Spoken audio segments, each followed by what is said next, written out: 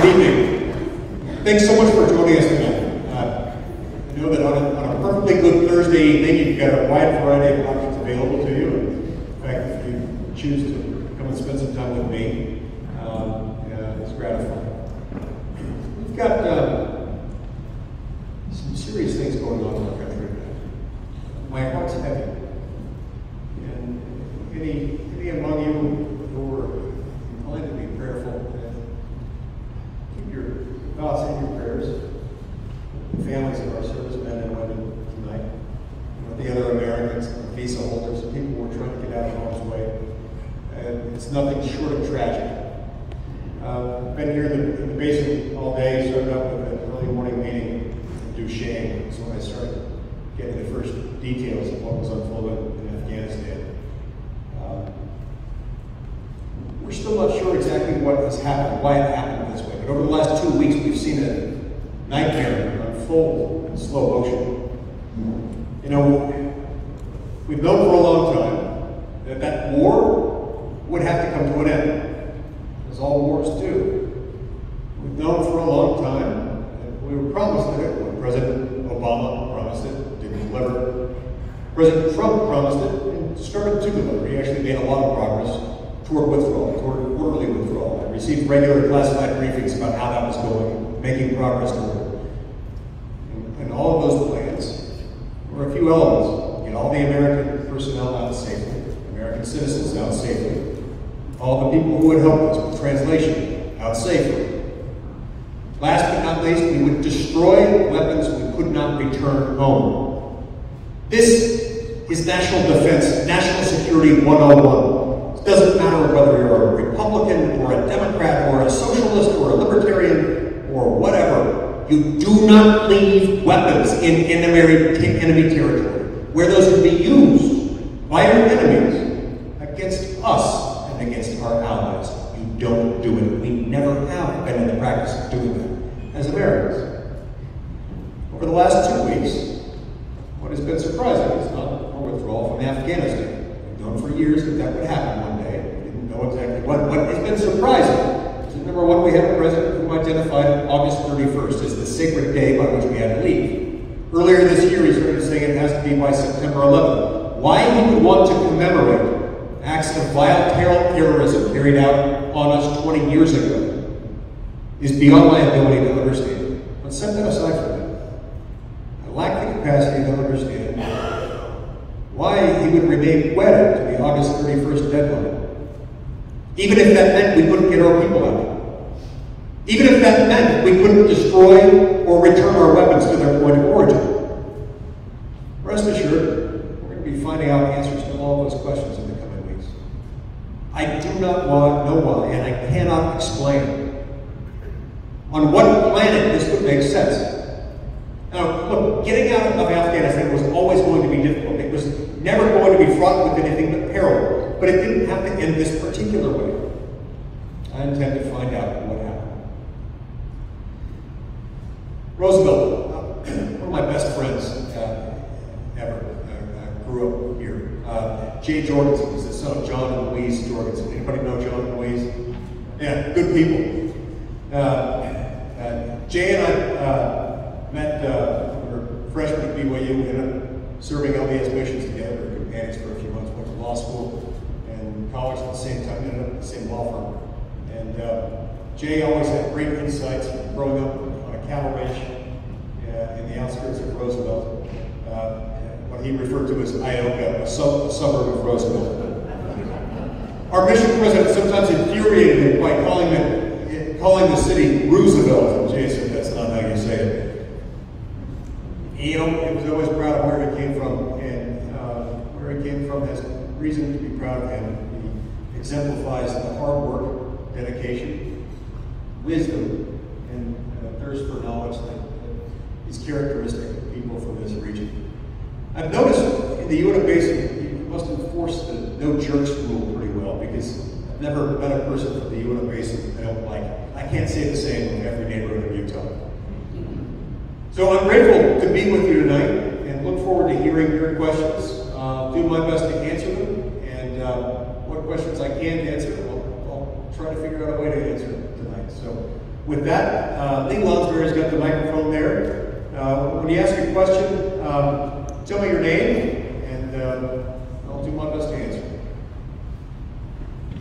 I'm coming to you, ma'am.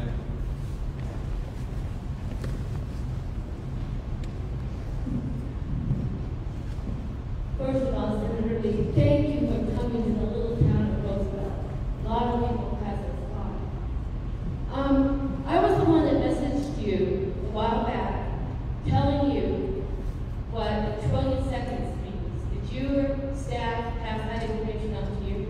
A million seconds is 11.5 days. A billion seconds is 37 years. A trillion seconds is 37,000 years. Well, that message? 32,000 years. 32,000, sorry, I was close, I was close.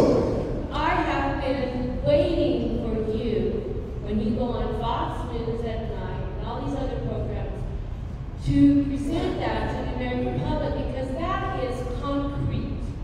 People know what a second is. And I figured it out today. If the Democrats pass their $5 trillion budget, if we were to pay $1 a second, it would pay 1,160 generations to pay off that debt. We cannot become a debtor nation.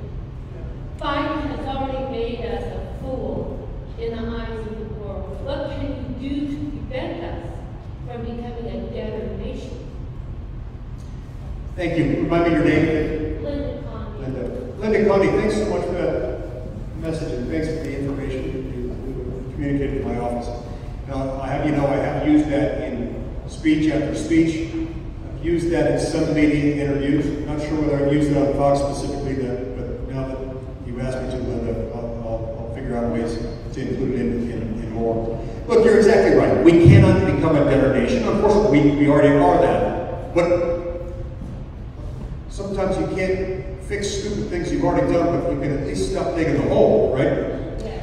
So, we can still get out of this, I think, but only if we stop right now. When I was about 14 years old, I was out, oh, thank you very much. When I was about 14 years old, we were out doing errands with the family one evening, and we went over to the church tithing settlement. My dad said, hey, let's go out for ice cream after that. I had homework, so I said, no, you dropped me off at home. I've got to go do my homework. So I got out of the car. It's a big car, 7 kids in the family. The car was heavy on its own with 7 kids in it. It's even heavier. I stepped out of the car. My dad, good man, but was kind of an absent-minded guy sometimes. He started driving off while I was still in the car. And my left foot was underneath the car, packed full of 7 kids, well, 6 without me. And it was bent backwards like this. I was out of breath. I could hardly speak because big car on your foot hurts. And so I realized I could only get out one word. And I just said, Dad, reverse. That was the only thing that came to mind. He got the message. He put the car in reverse, and he got the car off of my foot. Sometimes that's what you have to do. If you can't do anything else, you just got to stay reverse. We do have to reverse course because we can't do this. Let me tell you a few of the reasons why. Number one, if we continue to spend at this pace, we're just printing more money.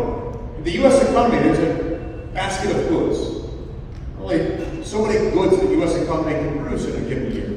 And if you just add more and more money to it by printing it off, what's going to happen to the price of everything? It's going to go up. If you're rich, you figure out a way to make even more money off of that. If you're everyone else, you're in trouble. Because everyone else lives, on a fixed budget, often paycheck to paycheck.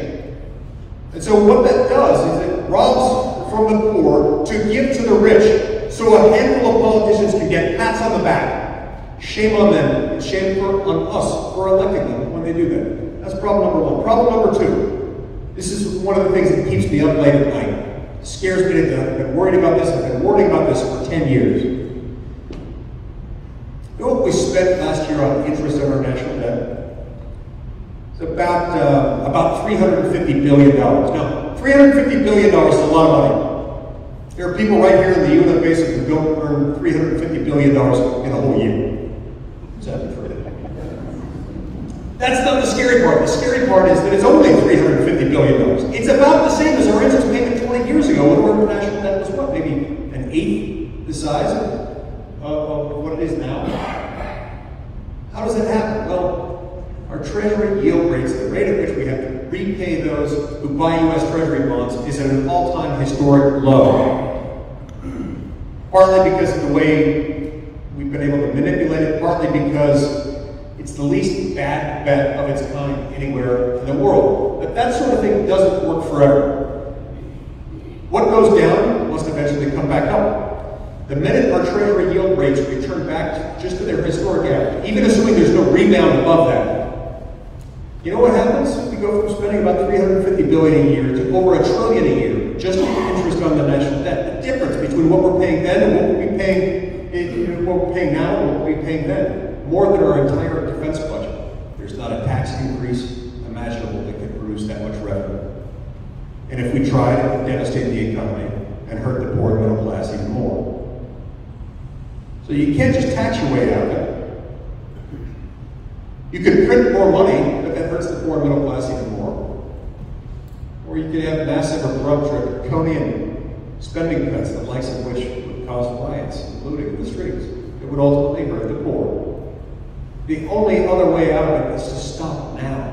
When you fall from a 10-story building, it is not the fall that will kill you. It is the abrupt halt at the end. But if you have something to break the fall, a big trampoline, airbag, or a parachute, or a bungee cord, that helps. We've got to stop it. And we've got to figure out a way to break the fall. But to do that, we've got to reverse course.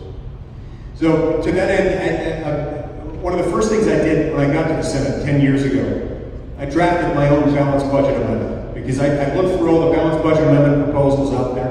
We need an amendment to the U.S. Constitution that restricts Congress's ability to spend more than it takes in a year, or more than 18% of GDP, or to raise the debt ceiling, or to raise taxes. If you have those four things in combination, then politicians can no longer use the poor middle class as a springboard, creating this reverse Robin Hood effect where you steal from the poor to take from the rich, to give to the rich. It would require a supermajority in both houses of Congress to do either of those things anytime you want to do them. That has to be the answer. In the meantime, the other part of the answer is we need more people willing to vote for senators and congressmen who are willing to say no. Willing to say, heck no. I'm from Provo, and where I come from, heck no is very strong language.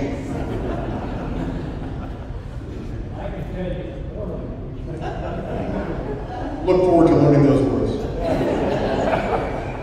By the way, I try to collect words from every language. For some reason, the words I remember have been made bad. Still remember a youth term that Jay Jordan taught me. Lupe Maracach. He told me that crazy white guy I met with the youth tribal council earlier today. They told me it was true. Next question.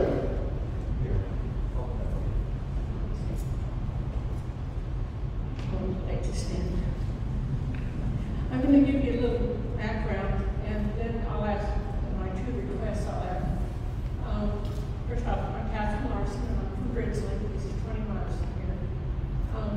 Come in 2022, I will have been voting for 50 years in different states, and I was always taught by my family, you research all of the issues and all the candidates, and then you go and vote your voice. And so that's what I hope everybody does, that they do good research. Duchesne County is almost 3,300 square miles.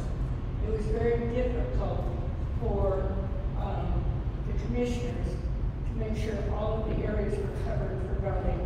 And so they decided to make Duchesne County a mail in-ballot voting process. And it has been very successful.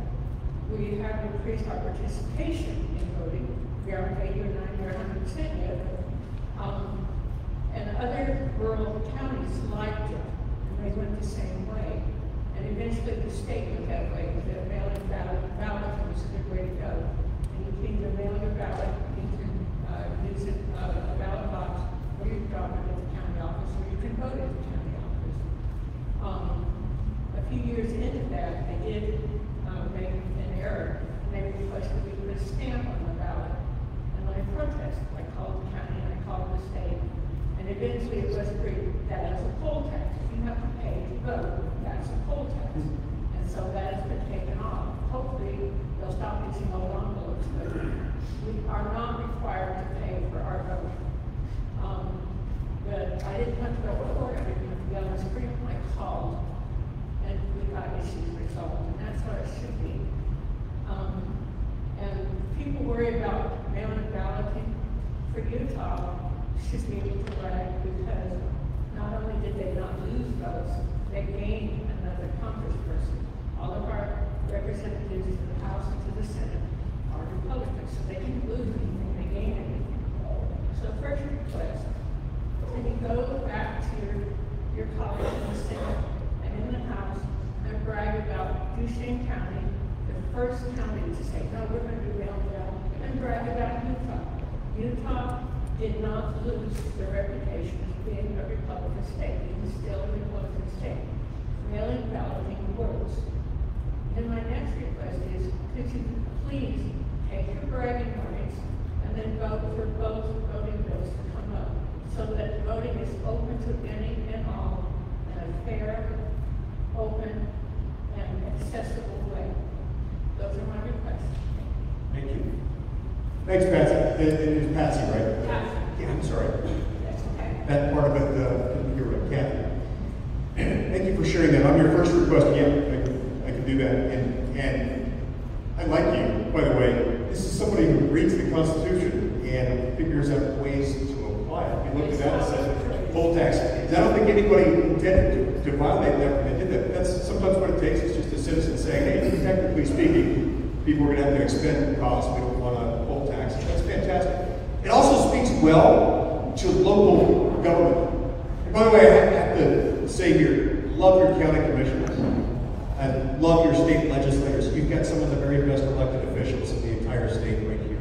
And that speaks well to them that they respond to that. So I'm happy to share that story with my colleagues in Washington. I do believe mail-in balloting can be done properly. As long as you take steps to make sure that it's secure, it can be done properly. And I think we here in Utah and you in Duchesne County have shown that can be done. Now, when you say vote for both voting bills, tell me what you mean by that. Are you referring to H.R. 1 and H.R. 5? H.R. 1 and H.R. 4, the John Lewis Voting Rights Act and H.R. 1. Kathy, on that one, I can agree to your first request. Your second request, I can't vote for those bills. I can't vote for either one of them.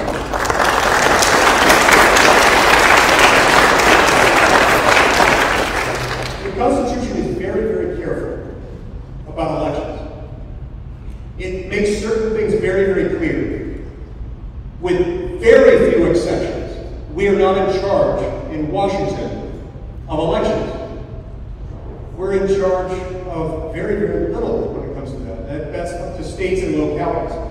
It is that way. It must always be that way because bad things happen with the dangerous accumulation of power in the hands of the few. And what guarantees our status as a republic is local self-rule. I can't vote for those because they dangerously undercut it. They are independently constitutional in about 10 ways, each one of those bills. I will not vote for them. If somehow they are enacted, they will be stricken down because they are very, very unconstitutional. I wish we could agree on that one. On this one, we don't.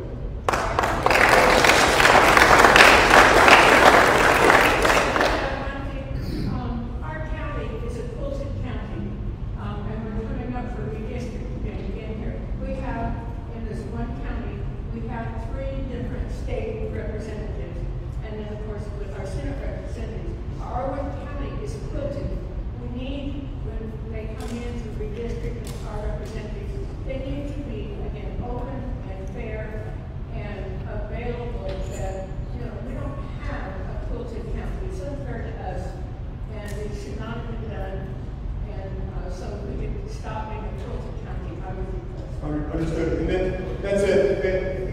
any argument like that is a very appropriate argument to make, and it must be made with the state legislature. That's where the power resides, not with Congress. And trust me, if you don't want it, go to Congress. Yes, you have a voice, but your voice is in Salt Lake City. It's not in Washington, D.C. When you send it to Washington, D.C., it gets diluted, and bad things happen when it goes to Washington, D.C. if it doesn't belong there. This one doesn't.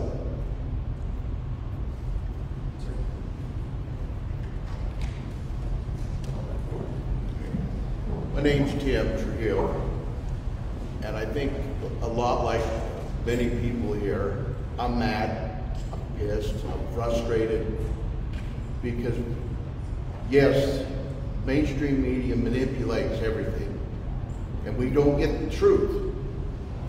We hear all kinds of rumors out there, like one I heard today, that the government is paying farmers 1.5 times more for their crops to not farm and raise it. And if they and then they need to destroy what they have, or they will be taxed greatly. So they're shrinking our food supplies. They're throwing away crude oil, not anywhere in particular, other than throwing it back in the ground. These types of things, especially for here in the basin where crude oil is our lifeline, farming is our lifeline, I don't know how else to explain it other than I am pissed. Jim, you should be. You have every right to be. This is the natural, foreseeable consequence of too much power going to Washington. Let me ask you a question. What part of the Constitution gives Congress the power to get involved in farming anyway? Can anyone tell me that? It's not there. You can search it high and low. I spent my entire life with that document. I don't call myself a constitutional expert. I'm just a guy with a copy of the Constitution I read it. I cannot find any part of it that gives them the authority to do that. Nor can I find any authority in there for them to pay some farmers time and a half based on their race.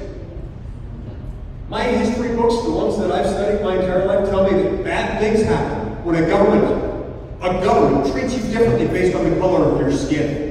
I've lived the dream of Martin Luther King. We'll reach the day, and we should all aspire to achieve the moment when a man will be judged on the basis of the character of his heart and not the color of his skin. We fought a war to guarantee racial equality and to guarantee that our government would never treat people differently based on their skin color. We won that war. We amended the Constitution to say specifically that. We can't turn back on it now. Nor is there any reason that I can see why the federal government would want to make the United States of America dependent on foreign oil. You see what's happening right now? President Biden is going to OPEC. Countries that hate us, countries that tend to use our petrodollars to fund acts of terrorism against us, asking them on bended knee with cap in hand, please produce more oil so that the American people don't have to pay so much for gasoline. Because I, President Biden, have imposed an oil and gas leasing moratorium. And I, President Biden, have shut down the Keystone XL pipeline. And I, President Biden, am engaging in all sorts of threats against the fossil fuels industry, of the sort that will end up impoverishing poor and middle class Americans. So yeah, Jim, you get every right to be pissed. I'm pissed too.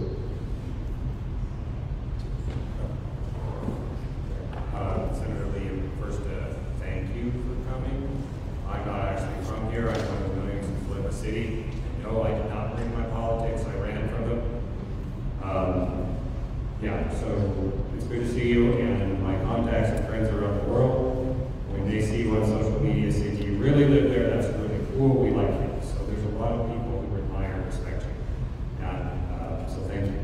Now I'd like to get quickly to my concern. And I know that there'll probably have to be a conversation with some of your staff afterwards.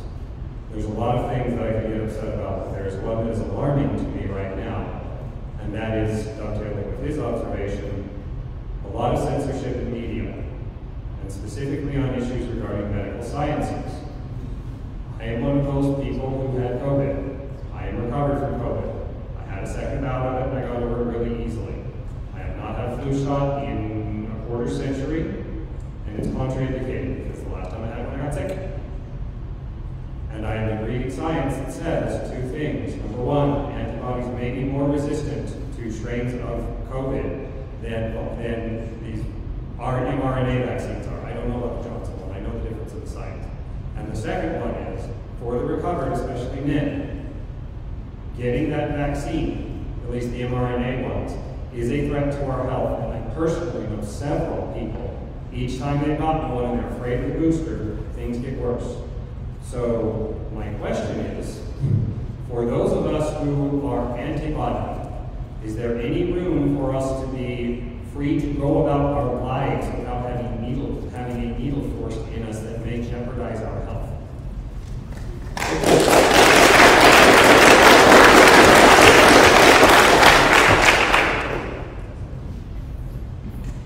No one should have to go to their government for permission to be free.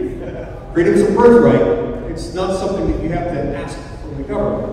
Nowhere is your freedom more directly impacted than when the government tells you something that you have to take into your body. Now look, I got the vaccine. I had COVID and I got it. It was my decision. I made it in consultation with my doctors. Maybe years down the road I'll turn out to be right, maybe wrong, I don't know. I got it. It was my decision. Nobody made me. I'll be damned if we're ever going to let the government tell people they've got to get it. Can I ask you which was it the mRNA or was it the Johnson, if you don't mind sharing? What's that? Was it one of the mRNAs or was it the Johnson? It was Pfizer. Pfizer, thank you.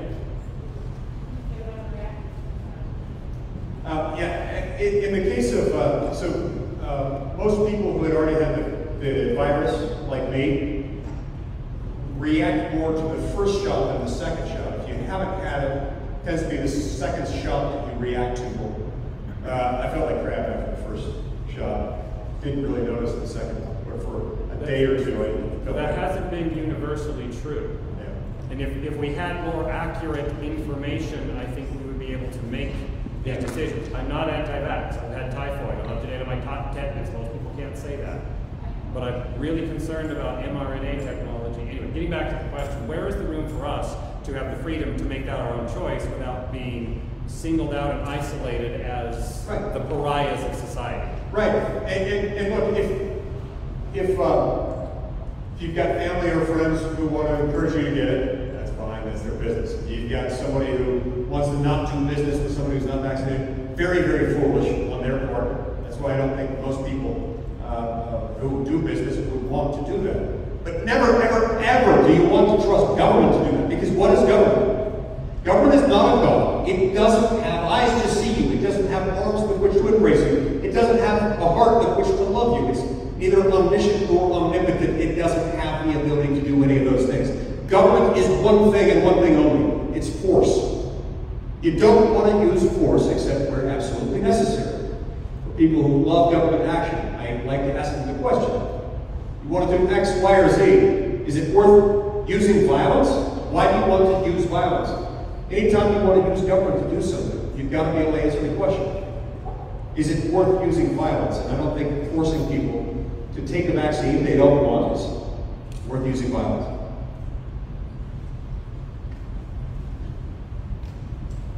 I just wanted to change this. This is an affidavit from a whistleblower that regarding election integrity, I personally think that Joe Biden is an illegitimate president, so I really appreciate it. Right. Yeah, I'm happy to review it. Tell me your name. Tori Queen. Tori. Thank you. Yeah, I'll take a look at it.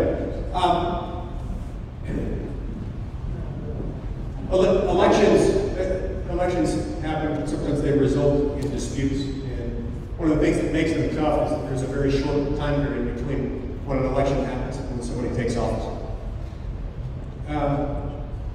Like our conversation a minute ago, Kathy was telling us a little bit about the poll tax and things like that. We always have to point back to the Constitution when we're looking at elections. Every state has a responsibility to conduct elections, and in particular with presidential elections. The Founding Fathers were very precise on this point, even more precise than in almost any other area. The Founding Fathers wanted to make darn sure that the states were in charge of choosing the president. It's all governed by Article 2, Section 1, and the 12th Amendment. And what they say is that the states choose electors. Those electors then choose the president. It's interesting. I'd forgotten this for a while. I hadn't looked at it a lot until last fall. I hadn't looked at it in about 20 years, and I remembered something. The Constitution doesn't actually require the states to hold presidential elections. We do have them. Every state does have them. They're not required to by the Constitution. That's our history and that's our tradition. There were several states that, for several presidential election cycles early in the history of our republic, didn't even hold elections. The legislature just chose their electors. They're entitled to do that. They're entitled to hold elections by whatever means they deem appropriate, or not hold them at all. That's why the role of the federal government is very narrow and very limited. Anyway, I'm grateful for the affidavit. I'll take a look at it. So interesting. Thank you. Sir. Yeah, my name is James Costello. There's two things. One of you are talking about not forcing the vaccination, but we are as a nation. We're starting in September that every one of our service members will be required to be vaccinated. Last I know, they're Americans. And their rights are being violated and being forced. So let's say there is a negative thing. We are going to be putting a negative thing. Let's say it's unhealthy to do in the long term, let's say 4 or 5 years down the road. And we lose our services left and right from something that's unhealthy. Now we don't even have something to defend ourselves. The second thing, I've done lots of deployments. And every deployment we do, my dad did too. You go ahead and deploy, you take equipment. When you leave, you take equipment. To leave those helicopters there, there's not a pilot they get on a bus to come home. No, that is a planned strategy. That's the only thing that could have been. 17 years, I've got a lot of 11 friends that are here. Which branch do you serve? The Army. Yeah, special operations. So I know that there's no way any of these guy gurus like me that are out there just walked away. You know, they were commanded and told to get on the bus. So that, I'm glad you said you're going to investigate, because there's corruption there, and there's treason that's there. They didn't leave pallets full of cash on the target. They left all the equipment instead. They didn't have to leave billions of dollars sitting on pallets. They left billions of dollars in equipment, which they would rather have had. That's treason to give equipment to fight against it. Thank you. Thank you, by the way, for your service. Appreciate your willingness to serve our country, and appreciate your willingness to share that with us. Yeah, he's absolutely right. You do not leave that stuff on the battlefield.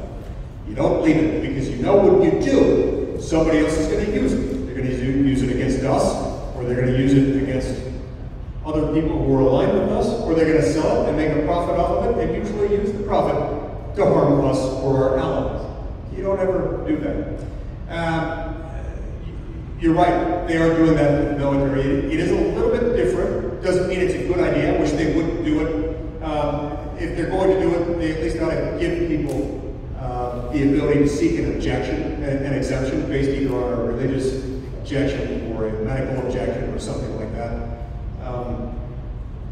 There are very few medical treatments of which I'm aware that don't have the potential to create adverse reactions in some people. And why you want to mandate something? How many people serve in the armed forces? It's a lot. I mean, we're looking at an enormous volume of people. The odds that all of those people that none of those people will have an adverse reaction, and that some of those people who will have an adverse reaction won't have reason to know in advance. Very slim. And so if you're going to create the obligation, you've got to give them an out. That is a little bit different than imposing the obligation on all people. At least there it's tied to their employment. That's a full comfort to those who are already employed by the Army or the Navy or the Air Force or the Marines. And last I checked, it's not a very nice way to treat people who are ready to lay down their lives in service of their country. I asked Joe Biden, leave them alone. Don't make them do that. You've already subjected some of them to being killed unnecessarily. Don't make them get a vaccine they don't want to get.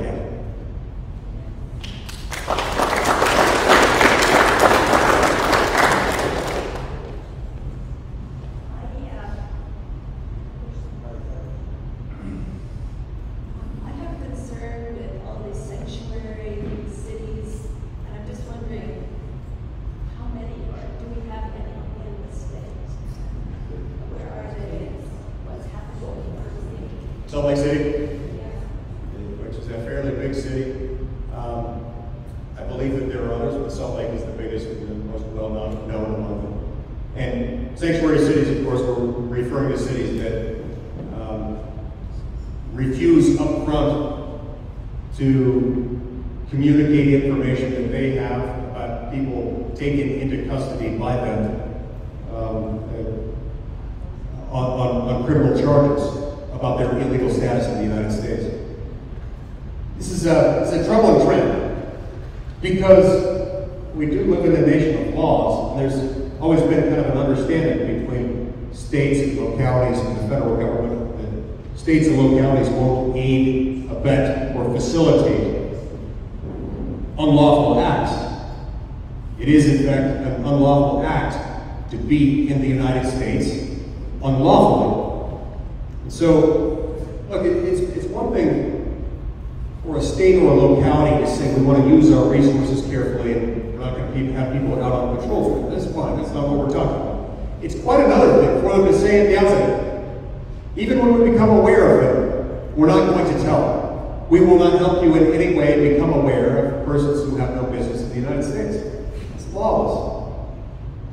And unfortunately, most of the jurisdictions that do that are receiving federal funds. So it's one of the reasons why I've supported legislation that would deprive them of federal funds when they do that. By the way, I think we shouldn't be giving them federal funds to begin with. It doesn't make any sense for us to take money from you, send it back to Washington, and then send it back to a law enforcement agency, especially when a lot of those law enforcement agencies aren't even going to use it to help us deter crime.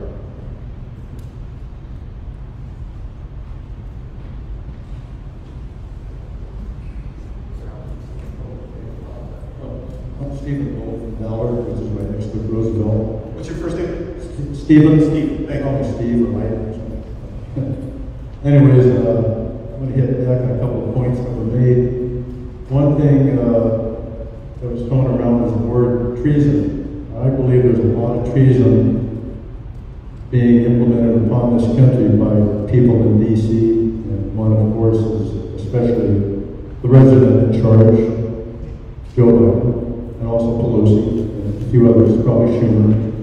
And I believe that this treason should be treated as such, and action should be taken, because a lot of the things that these people do in decision making is completely against the people of this country and is for other entities.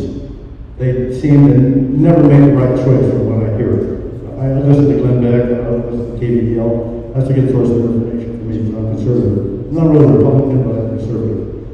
I vote Republicans. That's really the only choice I have to be a conservative. The other thing I want to get at is, because of this big push to take these unproven drugs and the deliberate attempt to push away ivermectin and hydroxychloroquine, why isn't something be done about that? And let us make our choice and not hide the fact that those are really proven drugs and they're very safe at work. I had COVID again in 2019. I beat it myself. It was terrible. My lungs were severely affected, but I had a certain remedy I do, and it worked. There's nothing you can't get at the store, but it works. But I'm really concerned that those two items, hydroxychloroquine and ivermectin, are pushed to be withheld from the public, when prior to this, they were commonly available.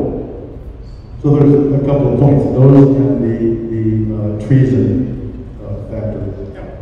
Yeah, let's address both of those. First, as the treason point.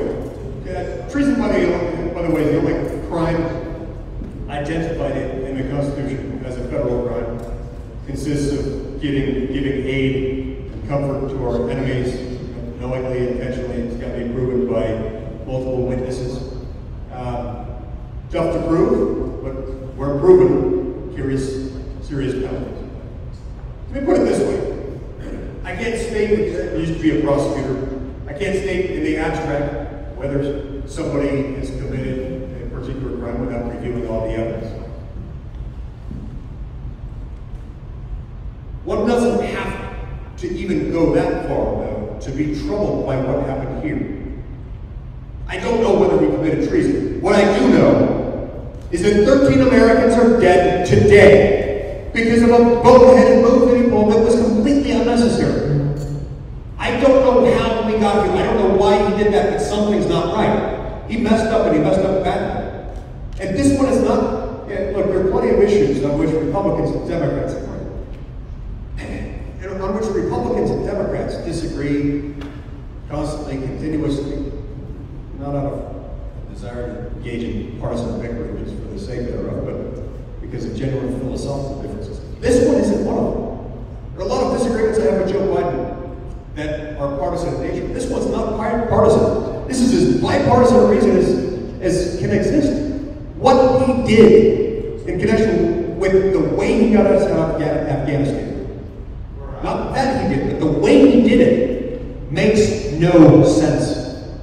I have no idea who's captaining that ship, but whoever is, and it's supposed to be him, has gone dangerously astray. I don't know what happened, but I'm going to find out in the coming weeks, and there will be ramifications. Yes, sir. I don't think I mentioned that part of this treason deal is allowing people to invade our country from open borders. Oh, that's okay. All right. Gotcha. He opened the border when it was secure. Right. He opened it when it was secure. You know, something interesting. COVID was a disaster. Two aspects of COVID that were really disasters. You got the illness itself. Not fun, not pleasant. I had it. Fortunately, I recovered. Some people weren't so lucky. Then you had the other component of COVID. The government response to COVID. That was also horrible.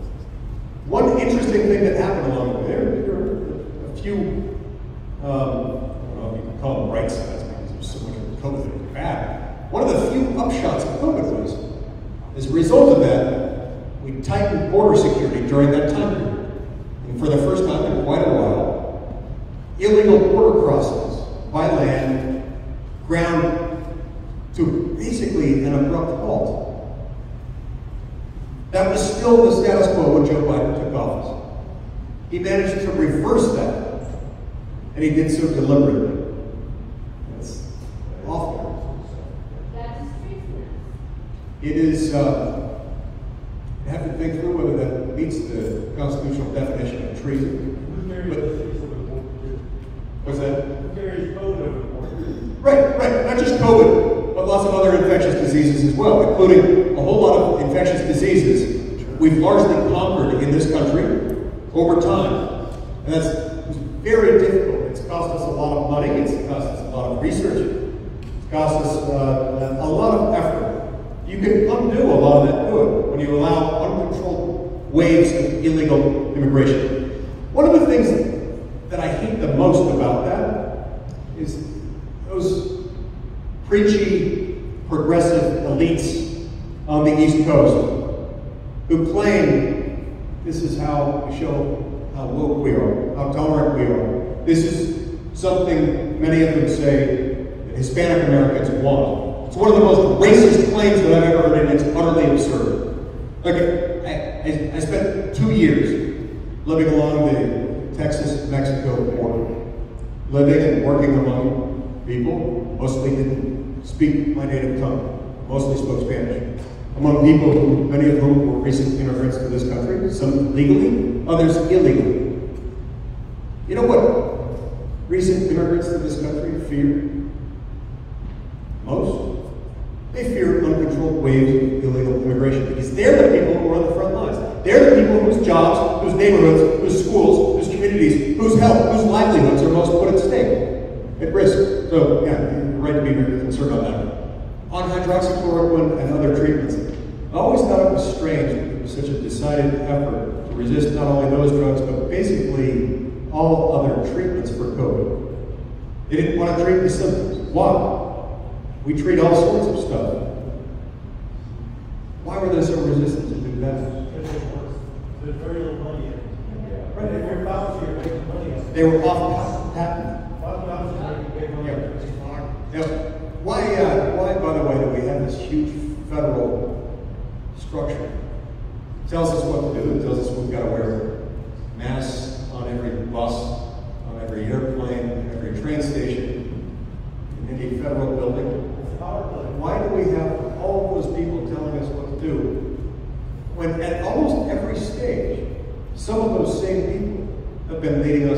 astray, have told us the wrong thing about the virus, often with disastrous consequences. This, yet again, is yet another example of why you shouldn't trust too much government to Washington. It's why the Founding Fathers didn't trust too much government in Washington. It's why the Founding Fathers said most powers of government are going to be left to the states or to the people. Only a few things: national defense, weights and measures, trademarks, copyrights, and patents, immigration and naturalization laws, laws regulating trade or commerce between the states with foreign nations and with the Indian tribes. Patents, letters of market reprisal, declaring war. That's about it. There are a few others, but that's more or less it in a nutshell. Most things that the federal government does today probably shouldn't be in Washington. They should be here with the people.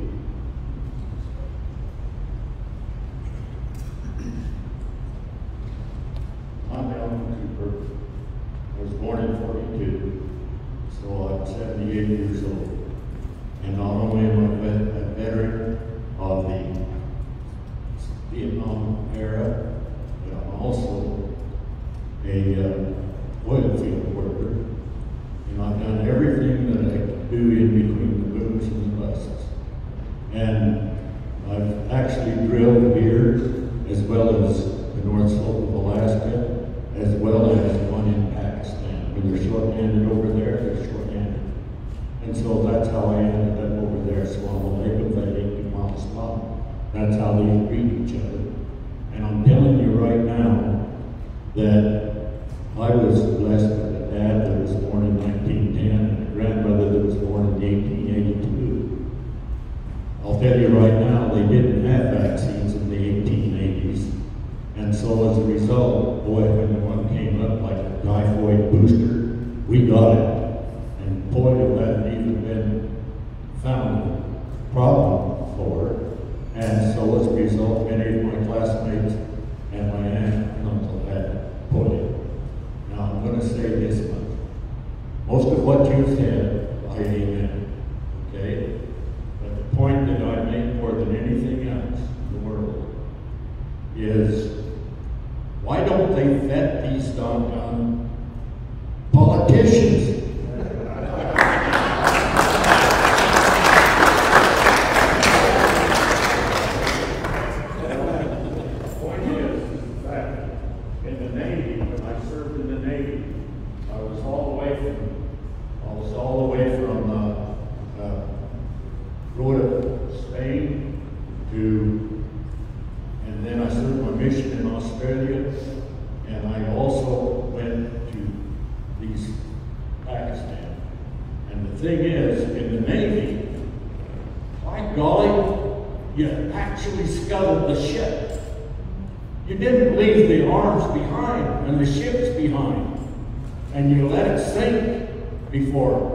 Why didn't they just drop some kind? They should have had all of those arms wired and blown up. I don't know what our military has come to, but it's probably the generals and as well as the politicians. There's two things that settle war. One is politics and the other one is the military. And I salute that flag, and on the Chauvinist flag week, son of a gun. We did it all the time in the Navy.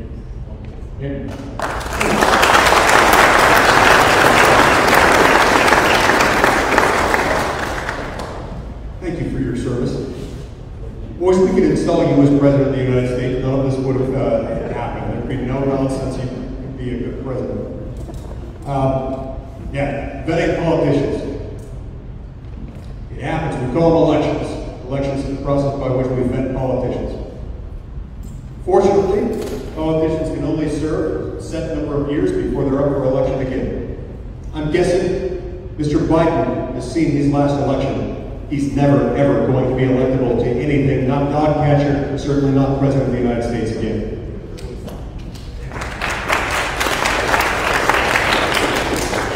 As you point about scuttling the ship, yeah, you're totally right.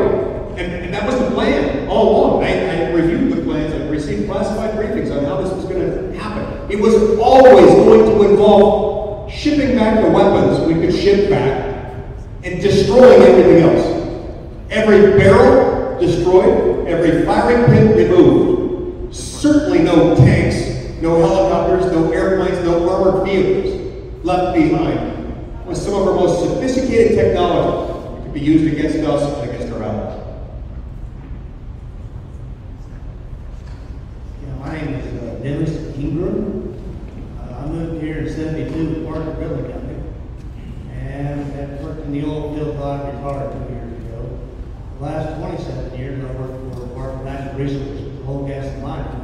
I was an inspector here in Michigan County. So I spent all my adult life in the oil field, and I am a Republican, conservative, and followed that path my whole life. The election was pretty crushing because many of us thought it was stolen. And so I have followed that since I'm retired. It's one of the things I do. And some of my spare time is following the election audits. And I've been watching the Arizona audit. I hope you have it not. But, you know, they came out with a meeting a couple weeks ago. They called the Karen Fann called a meeting with the Maricopa County Board of Elections and made them show up to ask them questions about 107,000 anomalies, which means votes that probably shouldn't be counted. Because we know Trump lost like 10,000 in Arizona. And you know, the Maricopa County Board only delivered half the machines they asked for. They didn't deliver any of the envelopes with the signatures on them. There's half of the data was not turned over to the audit staff. But anyway, they'd already come up with 107,000 anomalies that had not been explained away. So, of course, as the audit progressed, they've gone through this kinematic artifacts where they look for faults and look at the paper. And they'll be coming out probably next week, she will, with a press conference. And some of the people who follow that, both says that that's going to be much worse than 107,000. I don't know if you're calling illegal votes or anomalies, but that's what they are. And there's 78,000 more votes came in than were mailed out.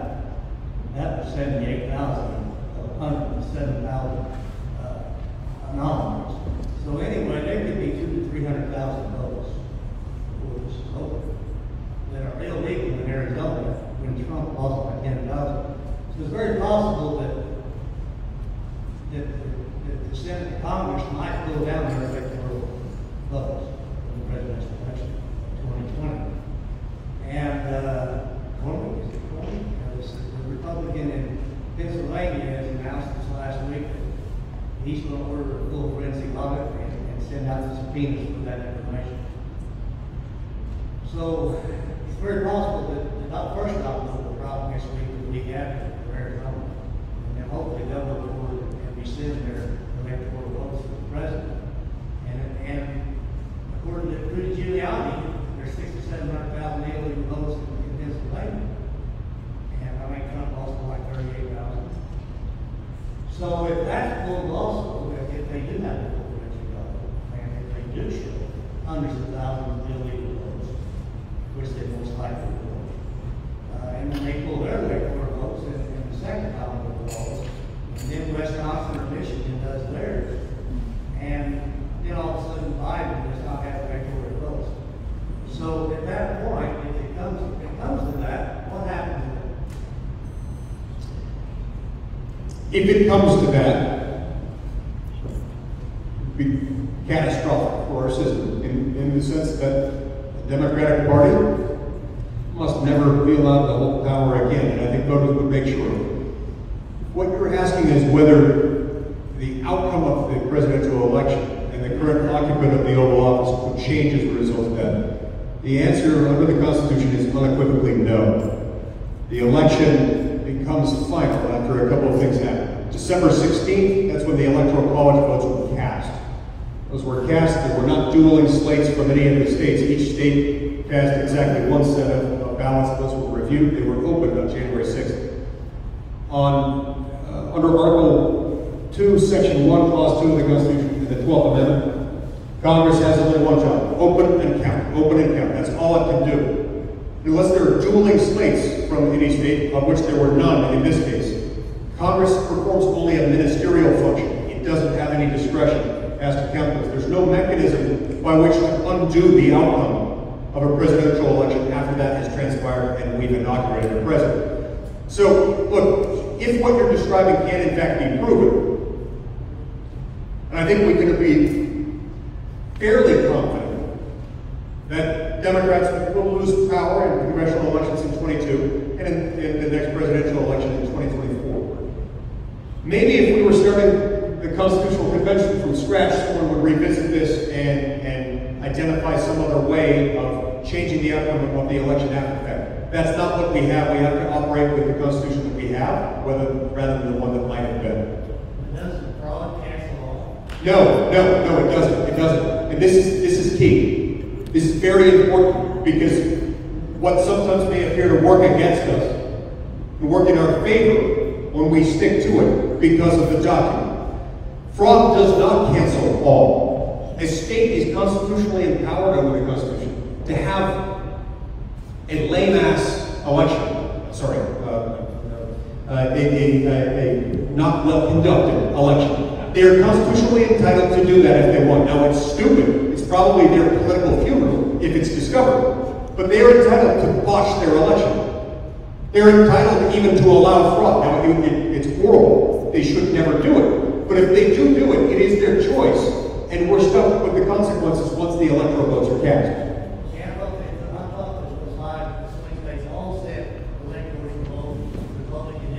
Not a single one. Not a single one. Not a single state sent dueling slates. Now, this has happened at times in our history. The 1876 election between Hayes and Tilden. There were 4 states that sent dueling slates. In 1960, there was at least one, the state of Hawaii, sent 2 slates.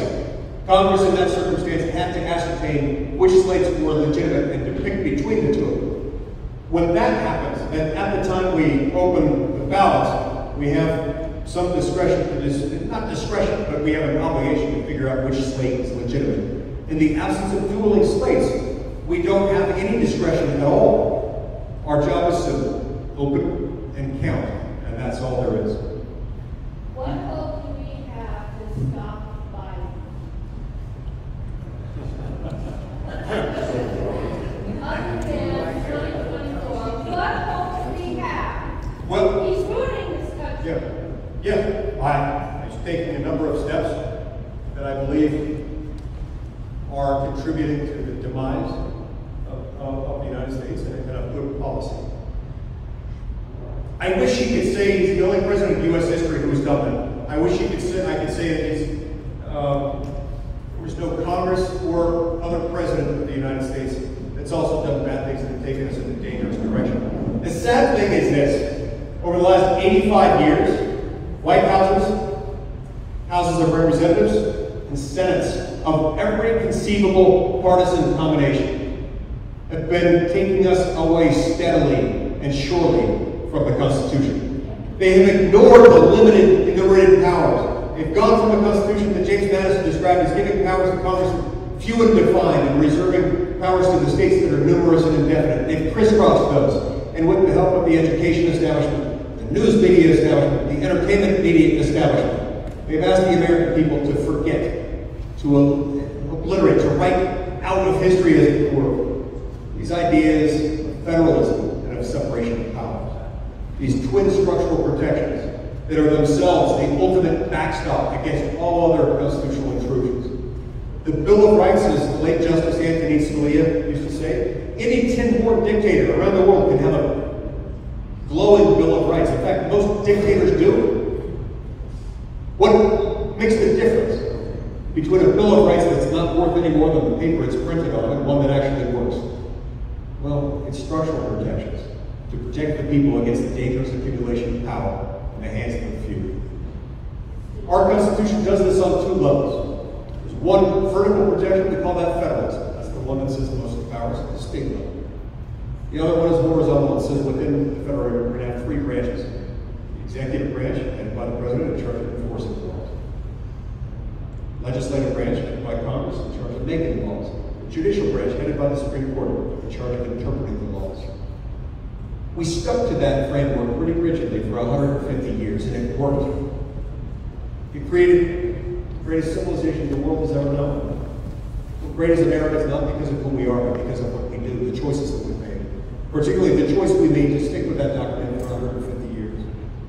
We've had a nice, bad, long deviation from that constitutional norm. Look, Winston Churchill said something about the American people that was insightful. He's not American, but his mother was. Sometimes somebody from the outside can see us better than we see ourselves.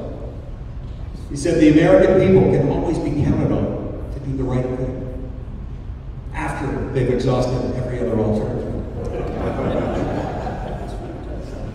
We've given this progressive government thing a long, hard try. It's resulted in tears and bloodshed. It's time to stop. It's time to turn back the page on the Constitution, to turn it back to where we're following it, to where we're reading it, to where we're demanding it of federal officials when they run for office. You wouldn't believe how many people, I don't know why it happens, sometimes people come to me, they're running for the U.S. Senate or the U.S. House of Representatives, or sometimes even president of this state or that state. They come seeking my endorsement.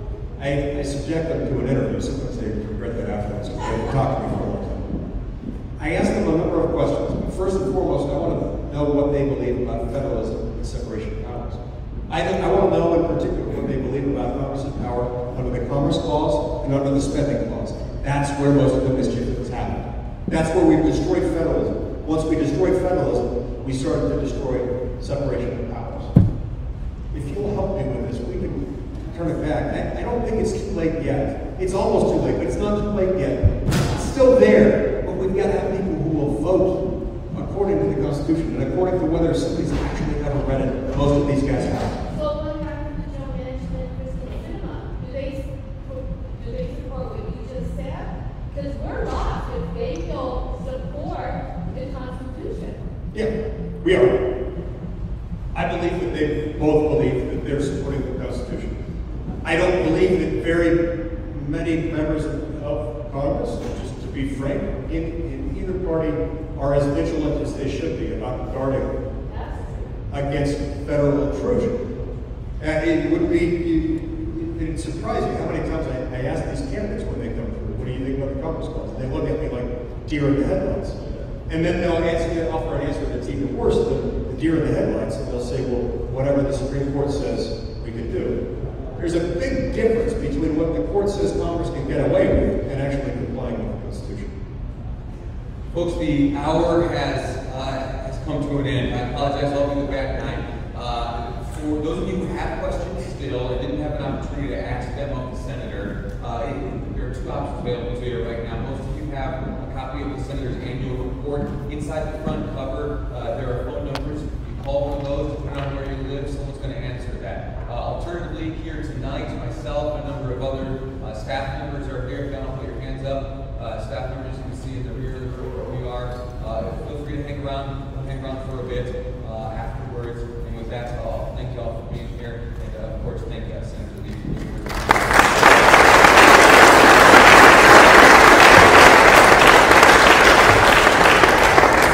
A couple of closing remarks. I want to thank you for coming. Could have done a lot of things on this beautiful Thursday evening, and grateful you came here to be with me.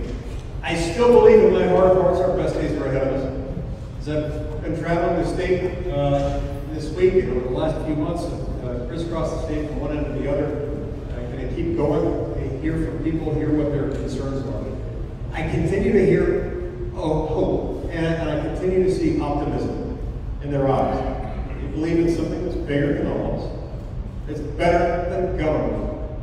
And they believe that we're better to work together and not under the coercive force of government micromanaging our every decision. We're good as a country not because of who we are inherently, but because of what we do. And we can be better again if we make better choices. I don't want to be a Johnny One-Note, but sometimes one has to be. It's about the Constitution. I personally believe that that thing was written by wise men who were raised up by Almighty God to that very purpose. This is not just another country. If freedom can't exist, it can't survive, and it can't thrive here, where can it? If not us, who? And if not now, when? We've all got a responsibility to defend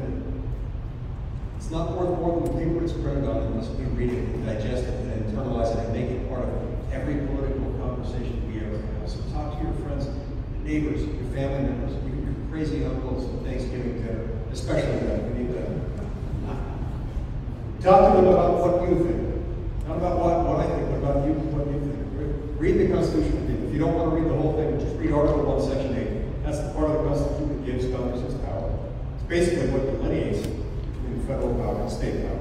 If it's not an Article 1, Section 8, you've got it. If it's not an Article 1, Section 8, then there's a good chance Congress doesn't have the power to do it. Read it. Thanks so much. Read it. Decide for yourself what you think it means. It's really important that, I love the fact that we've got Article 1, Section 1 highlighted. He and I are old friends, and he knows how I think, and good man. Very first operative provision, very first clause, the very first section, the very first article of the Constitution says that all legislative powers herein granted shall be vested in a Congress of the United States, which shall consist of a Senate and a House of Representatives. This is no mere coincidence. Power to legislate is the power to destroy. It's the most dangerous branch. It's no coincidence they gave it to the branch of government most accountable to the people at the most regular intervals. And it's no coincidence that they didn't include in there any power to make laws for unelected, unaccountable federal bureaucrats. It's also no coincidence that they didn't give any power in there to give unelected, unaccountable bureaucrats the power to control 2/3 of the landmass in any one state. This is reprehensible to our form of government. We can do better. So it's time, my fellow friends, Americans,